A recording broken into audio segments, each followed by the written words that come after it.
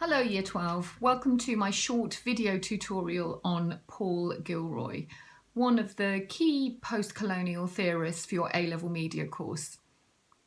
One of the things we firstly need to be aware of is what is colonialism. So I want you to take a moment to have a think, what does that term mean?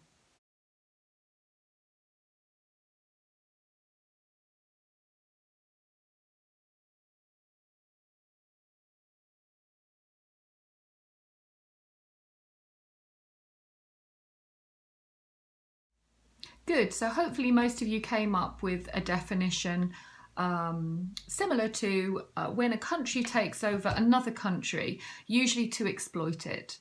Now, the British weren't the only ones to colonise other countries, but they did have a sizable empire, particularly between the 1500s to the 1900s. Now, Paul Gilroy believes that this has had a knock-on effect, a very negative effect, the effects of which we can still see in the media now. He particularly feels that the BAME community are represented as othered. Again, another key term, othered.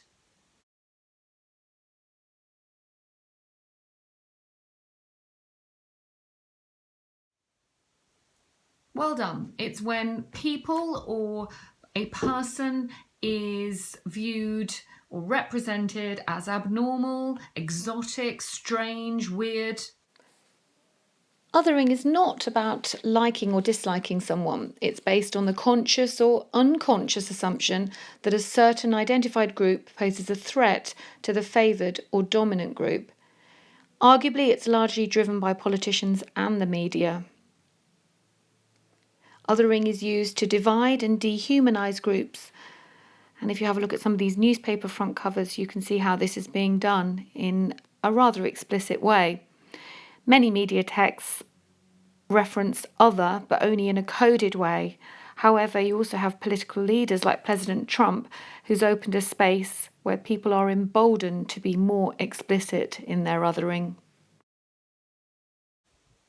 Now let's take one of your CSPs, SCORE from 1967, as part of your topic on advertising and marketing. So if we have a look at SCORE, and obviously you've studied that particular text, Gilroy might say that SCORE has post-colonial ideas within it. So let's have a quick look at that image.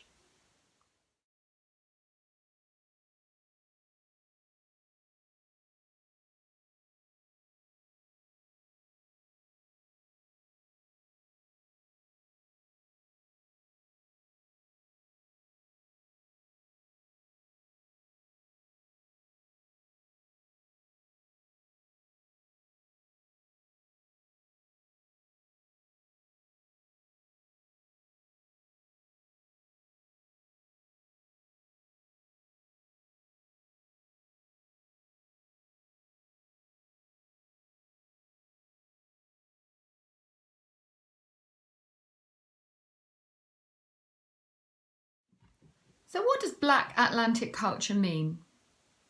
Essentially, it's the fusion between black cultures with other cultures from around the Atlantic. Now, the Atlantic world has been deeply shaped by slavery and the slave trade. Between 1492 and 1820, 2/3 of people who crossed the Atlantic to the Americas were African. Which brings me on to another key word, diaspora. Now take a moment to think about what that word means. Diaspora. So it may be used to refer to refugee or immigrant populations of other origins or ethnicities living away from an established or ancestral homeland. Generally, the word diaspora tends to have quite negative connotations, and nowadays it suggests that those people were forced to leave their homelands and didn't go willingly.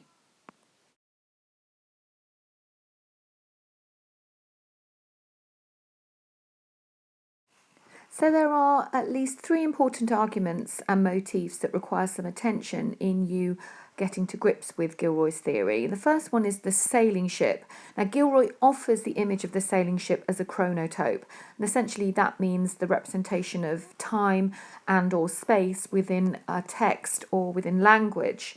So you may see the sailing ship represented symbolically within a media text, or you may see it very explicitly represented.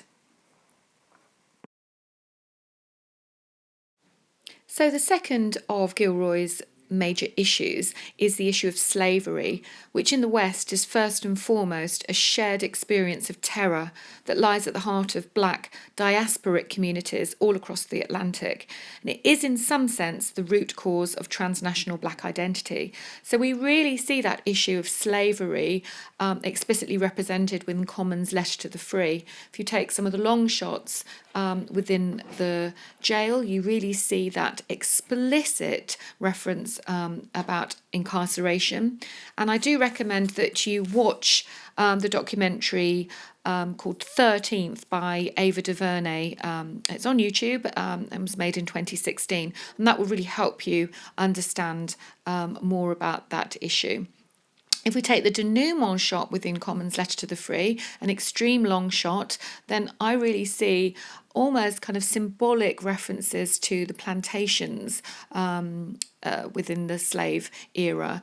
And we could really see by that extreme long shot that there's a suggestion, a connotation that black equality is a long way off.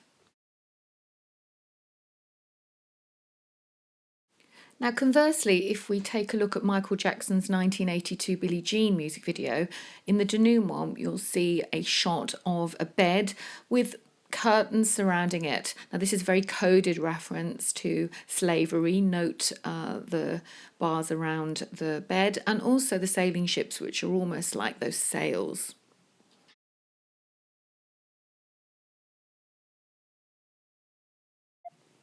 So the third important issue for Gilroy within Black Atlantic cultural products is music.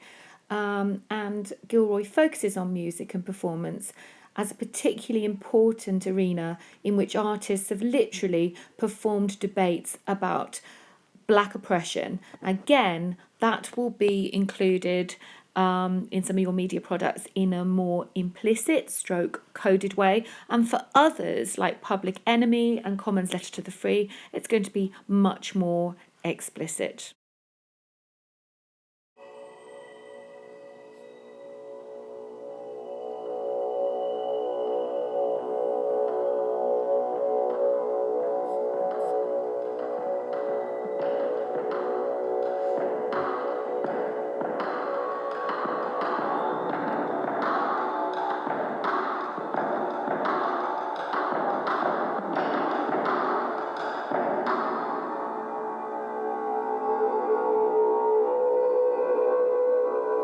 So hopefully you now understand what colonialism was, and that although Western colonialism may be no more in terms of taking over other people's countries, it's still, according to Paul Gilroy and other post-colonial theorists, alive and kicking via cultural products where ethnic minorities continue to be othered.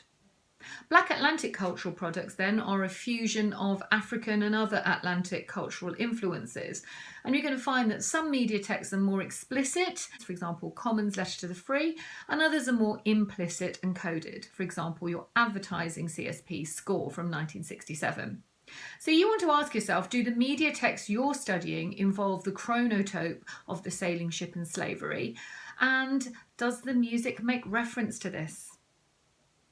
Particularly relevant CSPs to apply Gilroy to would be your music video ones, your advertising and marketing, and also your online CSPs.